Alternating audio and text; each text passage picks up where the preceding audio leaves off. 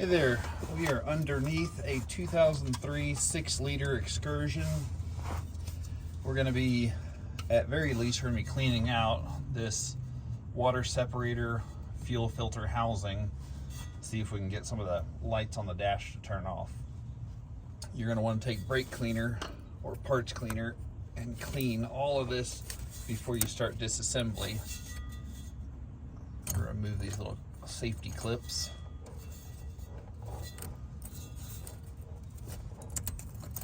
Those out of my way, and then I'm just going to spray parts cleaner on there, get it good and cleaned up before I break the lines loose.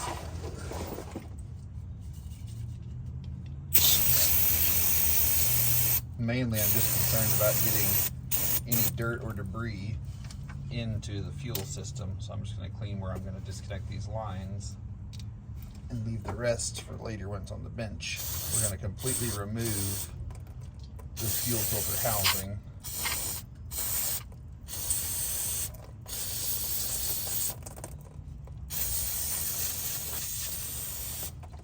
Probably replace the fuel filter while we're at it. I'm not sure when I replaced that last. Okay, that's empty.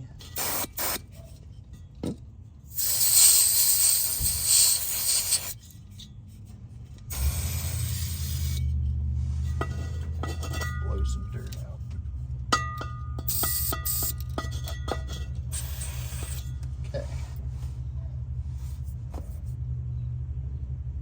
That dry.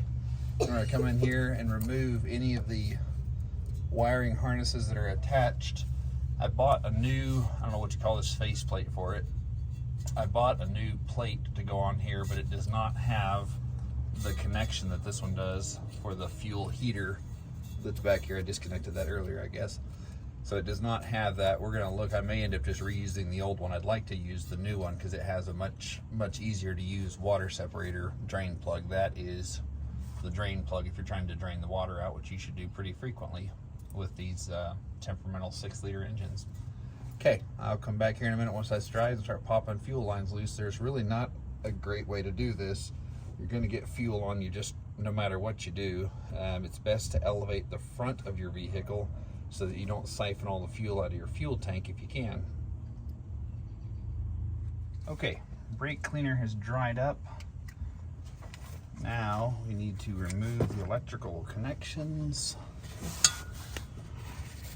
for the water sensor, I believe is what this is. Be a little tricky there with that brake line in place. Pop that loose.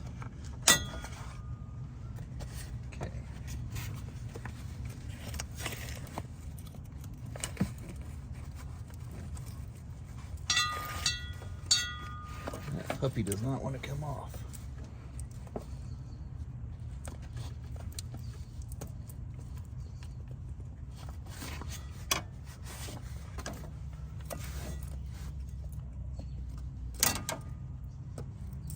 There we go.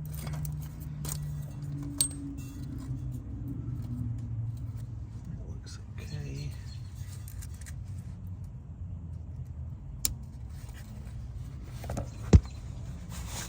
Hoping I'd be able to use gloves for this.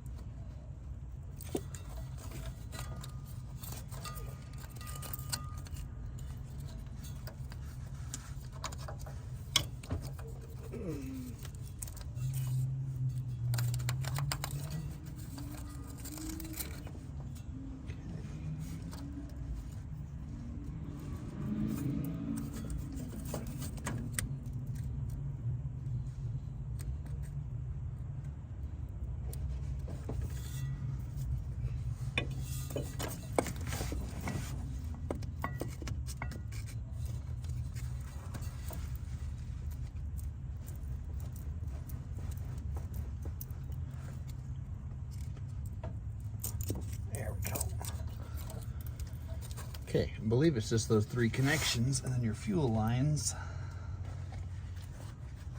Be gentle with those electrical connections, they're easy to break.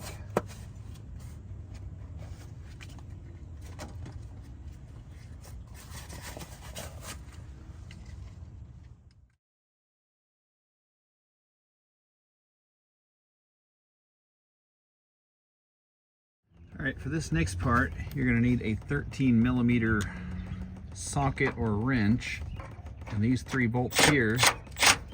Good idea to put some penetrating oil on them. Try not to lose those. You're gonna remove those, and that's all that's holding your fuel filter housing in place. It's easiest to do this when it's totally removed from the vehicle. You can do it in place, but it's gonna be more of a mess on top of you. This way it'll hold most of the fuel inside of it until you're ready to dump it out.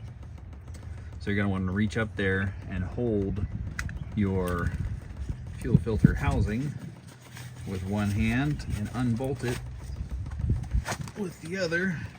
It's easiest to do this with some kind of a impact gun and some penetrating oil on those nuts.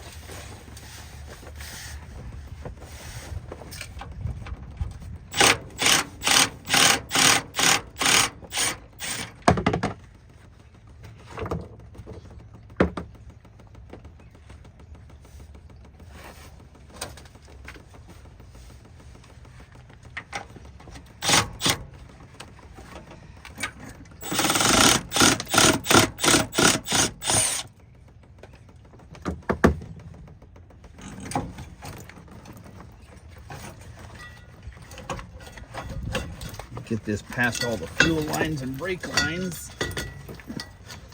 If you got a 4x4, this is quite a bit harder to do. Here we go.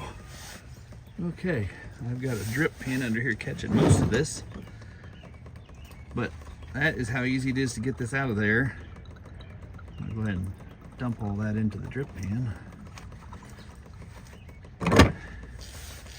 Once I get that drained out, I'll open it up for you and let you see what she looks like.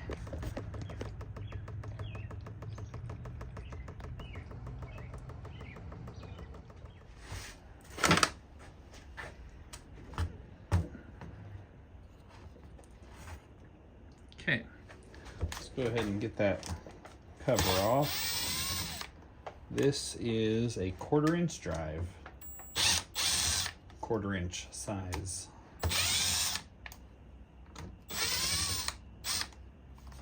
Not sure what it is in millimeter, but that fits perfectly with a 1/4", so that's what I'm using. Okay.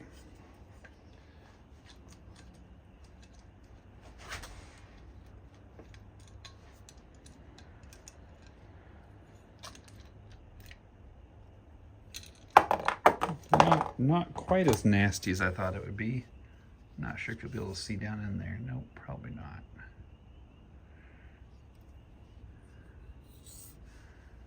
It's definitely got some debris in it. Well, there's some bigger stuff. Not sure what that's supposed to be.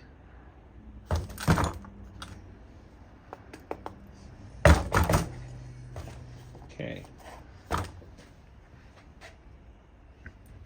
I'm gonna go through this with some carb cleaner. Yeah, there's definitely some nasty stuff stuck down here in the bottom. But I've seen worse. It does look like that gasket is destroyed. I'm not sure what happened to it. Doesn't look good. It does look like it's expanded. That's going to make it difficult to put back together. Guess we'll pull her out of there and clean up. Yeah, that's pretty well crushed.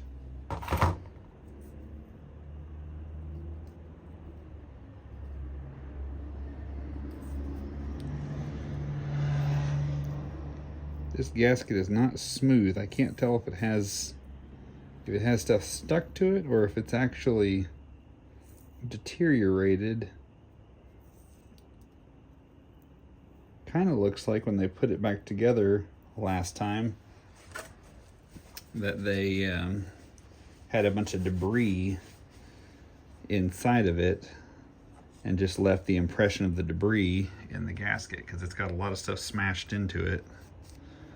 That's why you should always clean this up, these parts, before you put them back together. The upgrade, I'll have to bring it out here in a minute and show you, but the upgrade part I've got, which I'm hoping is actually an upgrade, is going to bypass this little fuel heater, which I imagine is not good anyway. I'm not sure how that comes out of there. Looks kind of rough though. Yeah, I bet you that fuel heater is toast. Well, I'm gonna have to figure out how you get that out though. So the new one does not have a fuel heater. It's just got a blank port there. Has a water sensor still, but does not have the heating mechanism. These heaters, I've had a lot of these burn out before, so I'm just gonna go without it. And if it gives me trouble, I'll switch back and buy a new one. Yeah, that thing's just totally full of junk. Okay, all right, well anyway, definitely some debris in there. Do not want that stuff making its way to your engine. It shouldn't be able to with the filters, but be nice not to chance it. So I'm gonna look at replacing that whole top there. I'm gonna clean this body out with some carb cleaner. I've already cleaned out the filter housing. Hard to see. Okay, yep, there's a lot to clean there. So I'll get that sprayed out and then I'll come back when I'm ready for reassembly. All right, got that cleaned out. Used a little bit of brake cleaner, a little bit of carb cleaner, and that looks pretty good inside there. Let's see if I can knock everything over while I'm at this. Boy, I can see it, but that camera sure can't see it. Let's see here. Well, take my word for it, it's clean.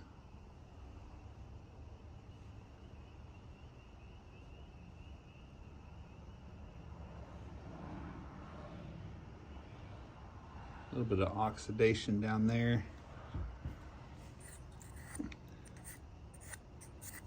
Other than that, looks pretty good. I am going to take a diamond plate to this and smooth it just a little bit. Probably just a 600 grit. Definitely some rough surface there. Should probably do this upside down so that I don't get a bunch of debris inside of it now that I've cleaned it.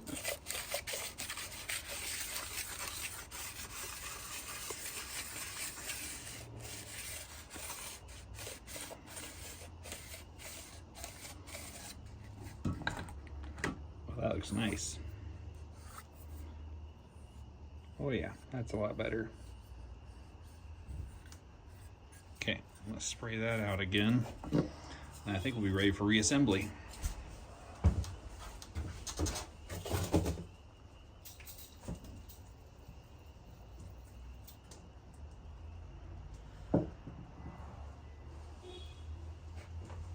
Okay, so the upgrade I'm going to do on here is replace this old housing cover that had the fuel heater in it. The new one does not have a fuel heater. I kind of wish it had it, but we'll see how it does with that. I'll probably keep this as a backup. The reason I'm doing this swap in the first place is because this nut is completely stripped out, which is pretty common with these apparently. And you have to pull the nut and then you get soaked in diesel. This one, which is for a newer model, has a little petcock on it. So all you have to do is twist that. It'll drain the water out and you can close it. So you don't need any tools at all to drain. And there's a little flared end here, so you can actually put a hose on this and really not have any mess. So I'm hoping this works. I'll let you know after I get it hooked up to the vehicle how things go. Okay, make sure we get all the parts back in that came out. Let me clean that down again too.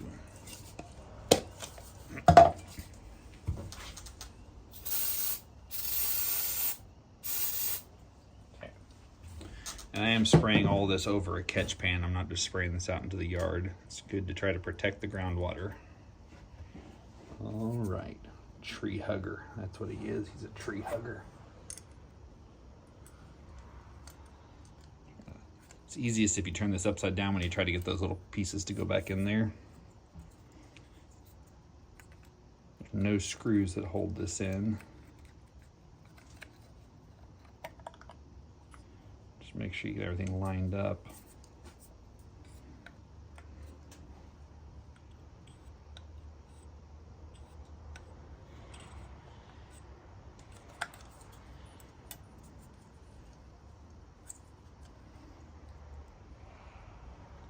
Kind of hard to see what you're doing.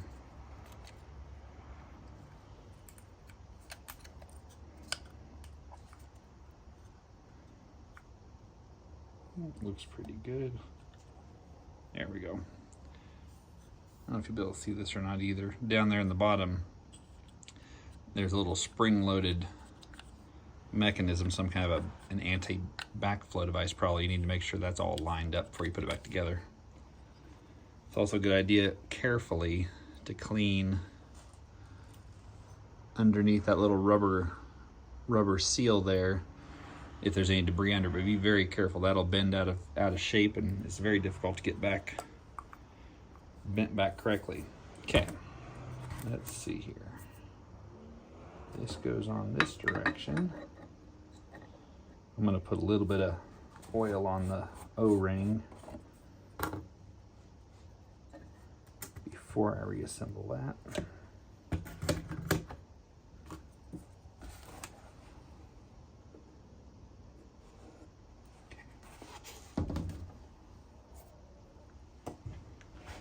Make sure your fingers are clean. This video's getting to be quite a bit longer than I thought it was going to be. This project goes pretty quick when you're not trying to record it.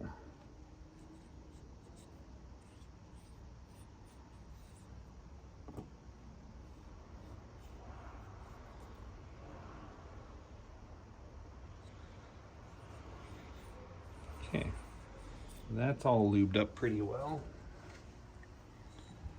Make sure you got it on the right side up and upside down. No, right side up, upside up. Okay, that looks remotely correct. See if these screws are that 1/4 inch as well.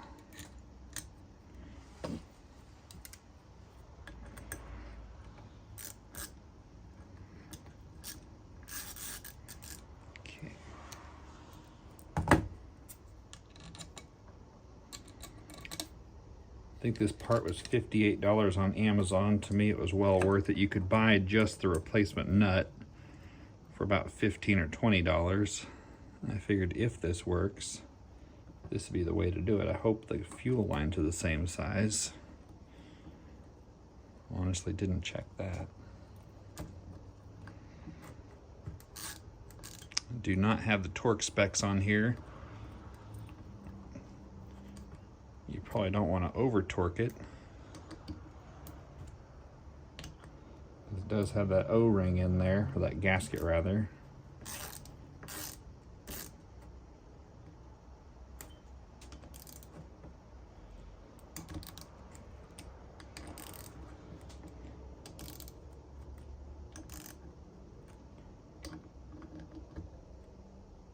Okay, that all feels pretty good. That is a blank port. That's where the heater element was located. Okay, now let's make sure we did this right. Yeah. Yep, that looks right to me. That's what I would say, and I'd correct it when I turned the camera off anyway. Okay, well, I think she's ready to go back in. I'm gonna put a new fuel filter in it and a new gasket on the fuel filter lid cap.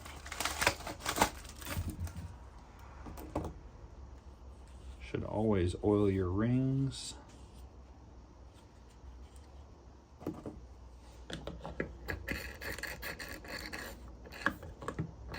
That's good.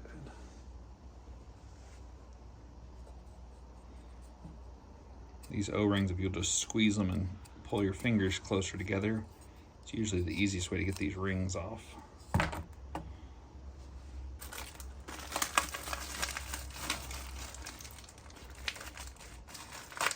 Always use OEM parts. Don't try to use aftermarket on here. There's all kinds of fitment issues people have had over the years with the aftermarkets not actually fitting the vehicle.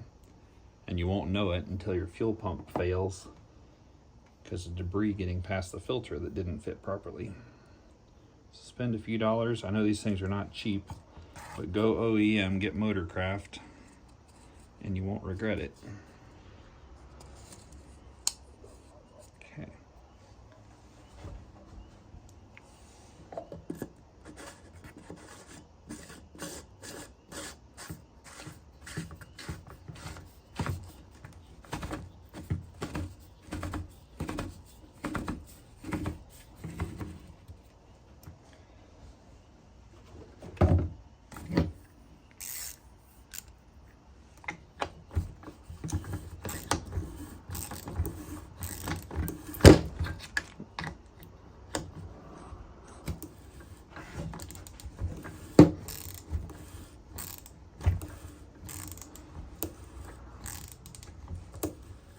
You just tighten that cap down till it stops, till it bottoms out. You'll be good to go. All right. I will probably not show you the reassembly because it's already in here for the disassembly, but I will show you once I get it fired up and running, or before I fire it up. I'll let y'all watch it actually get started. So we'll see what happens the first turn. All right, in an earlier video, there was a light over here that we couldn't quite figure out. It was a rectangle with a couple of dots through it and an arrow going through it. And I believe that's the water separator code saying there's water in your fuel. Took a while for me to figure that one out. That one right there at the top is the one that was on before. I'm not sure if this is gonna make it go away, but we'll see when we fire her up. This is the first time turning the key. I'm gonna let it cycle a few times, try to get as much of the air out of the system as possible. Fill up that fuel filter housing.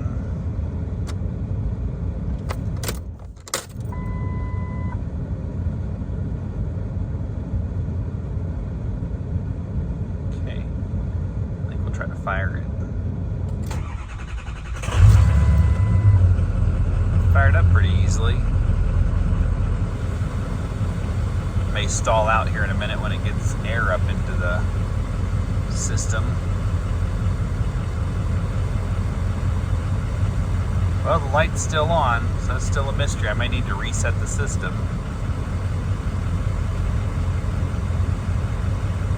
Feels pretty good, sounds pretty good.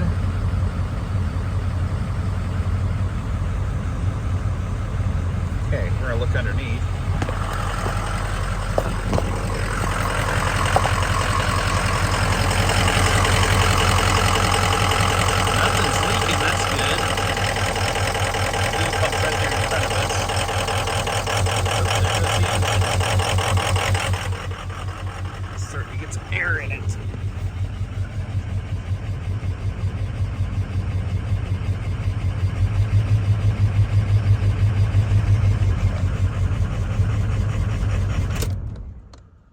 Shut that off.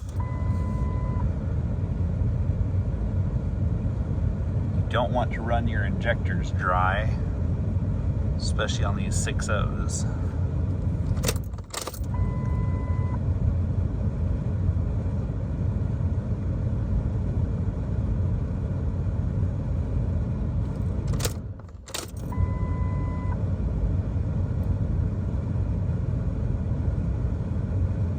Try this again. If it doesn't like it, we'll let it sit till morning and then fire up again.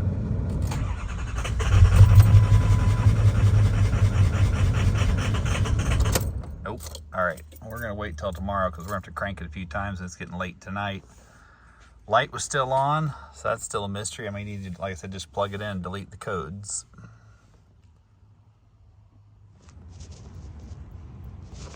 Well, off camera, I've been trying to bleed the air out of the system. And I came under here to look, and it is just pouring diesel fuel. This has actually slowed down quite a bit. I'm not sure what's wrong. The gasket was properly seated when I closed everything. So I think that new piece, it says it'll go on the same housing, but I think I'm gonna have to go back with the original housing cover, water separator cover. I don't want to, but that's where I am right now. It'll fire up and it'll run, but if you look underneath here, it's just an absolute waterfall of diesel when it's running. So I'm glad I checked that before I took it for a test drive. All right, we'll see. Also, I noticed one of the nuts I'd put on there was quite a bit too loose. I tightened those, snugged them all down. But as of right now, it's looking like that. It's not an aftermarket, it's actually a Motorcraft part. That newer style with the little petcock drain on the bottom of it is not gonna work. I will check back in once I get this put together and sealed and let you know what it takes to fix it. Okay, what it finally took to get this to stop leaking was some of this Moto Seal gasket maker. 29132 is the Permatex number, and what I had to do, I took the small gasket out of here. I'm not going to try to, well, I'm going to leave it in there. I took the gasket out, and with a little cotton swab, I put a very thin layer of the silicone gasket maker in all the grooves. Then I also put the gasket down and came over the top of it and put a thin layer of the silicone gasket maker on top. And on the mating surface on the pump side, I put a very thin layer. You don't want to be excessive with this because you don't want to have anything break off, any of the squeeze out to come off in your system and clog a port somewhere. So use as little as possible. There was also a tiny dent in the replacement part right about here that was preventing it from mating securely. So I took the small dent out and plugged it up. Everything seems to work fine now. Thanks for watching. If this was at all helpful, I'd appreciate a like and subscribe. Appreciate you watching to this point. Thanks again. Have a good one.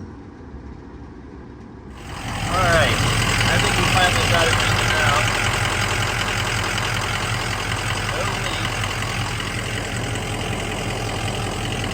So I think she's staying dry now.